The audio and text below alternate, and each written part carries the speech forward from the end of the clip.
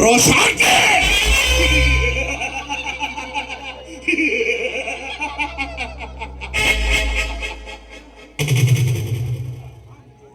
ಚಲಿಸುವ ಮೋಡಗಳಲ್ಲಿ ಗಾಳಿಯಂತೆ ಈ ಹೆಸರು ಕೇಳಿದರೆ ರಾವಣನೇ. ರಾವಣನ ಹೆಸರು ಕೇಳಿದ ತಕ್ಷಣವೇ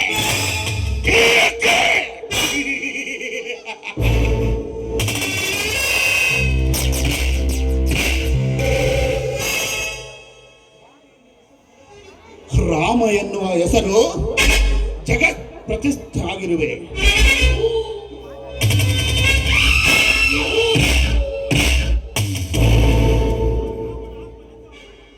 ಆ ರಾಮನ ಆತ್ಮಲಿಂಗವನ್ನು ಪಡೆದರು. ಆತ್ಮಲಿಂಗವನ್ನು ಬೆಳೆದ ಕುಬೇರನಾಗಿ ಮೆರೆದಿದ್ದೇನೆ.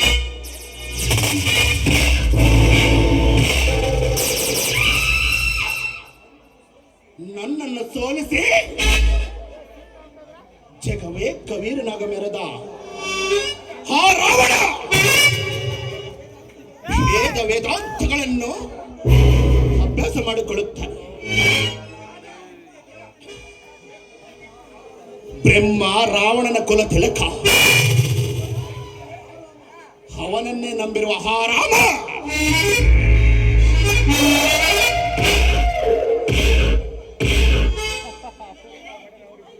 ನನಗೇನಾಗುತ್ತದೆ ನೋಡೋಣ.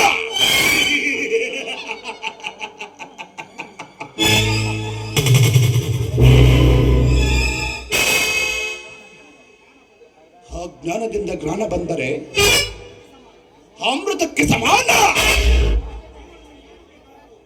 ಜೀವನದಲ್ಲಿ ಏನು ಬೇಕಾದರೂ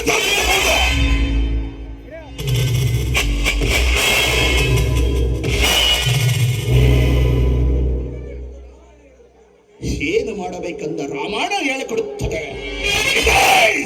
ನಿಯಮ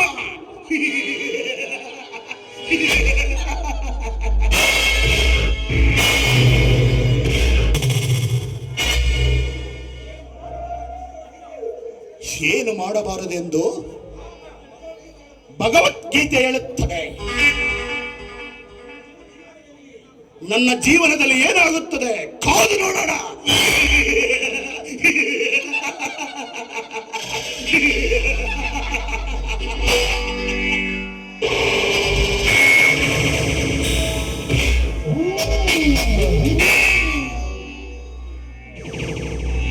ಮೋಹಿನಿ, ಅವರ ಬಗ್ಗೆ ನಿನಗೇಕೆ? ಆದರೆ ಒಂದು ಸತ್ಯ, ಅವನ್ಯಾರಾದರೂ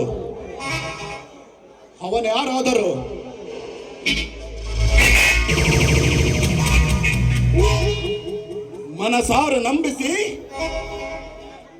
ನಿನ್ನ ಸೌಂದರ್ಯಕ್ಕೆ ಸಲಕಿ ವಿಲವಿಲನೆ ಒಟ್ಟಾರೆ ಸಾಯಲೇಬೇಕಾ?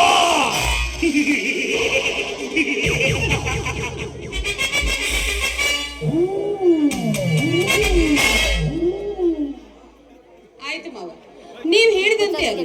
ಆದ್ರೆ ಅವನ್ ಯಾರು ಅಂತಾನೆ ನನಗೆ ಗೊತ್ತಿಲ್ಲ. ಅವನ್ ಯಾರು, ಅವನ ಹೆಸರೇನು, ಅವನು ಎಲ್ಲಿರ್ತಾನೆ ಅಂತ ನನಗೊಂದು ತಿಳಿದಿಲ್ವಲ್ಲ ಮಾವ. ಮೋಹಿನಿ, ನಾನಿರುವಾಗ ಅದರ ಚಿಂತೆ ಬಿಡು. ಅವನು ಇದೇ ಹಳ್ಳಿಯಲ್ಲಿದ್ದಾನೆ.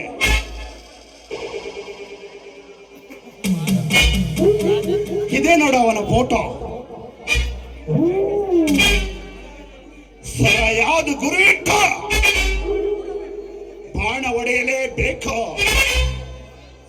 ಬಾಣ ಹುಸಿಯಾದರೆ ಶತ್ರುಗಳ ಉಂಟ ಚೆಂಡಾಡಲೇಬೇಕಾಗುತ್ತದೆ.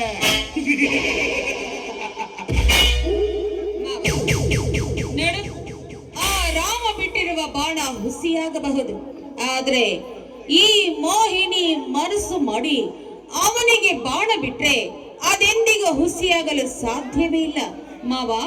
ನಿನ್ನ ಕೆಲಸವನ್ನ ನಾನು ಸಾಧಿಸಿ ತೋರಿಸ್ತೀನಿ ಮಾವ.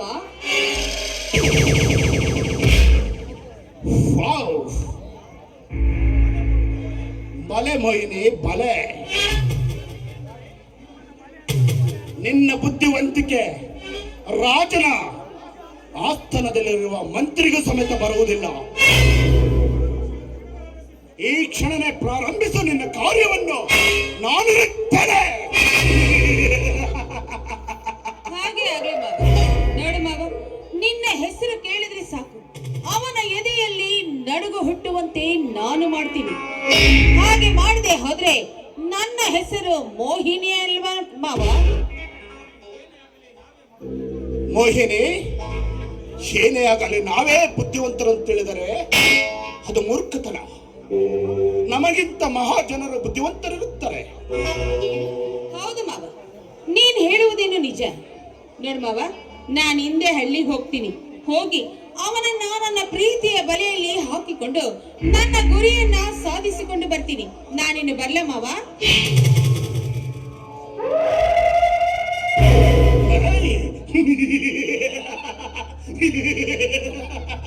ನನ್ನ ಶತ್ರುಗಳ ಸಂಭಾರ ಆಗಲೇಬೇಕಾ?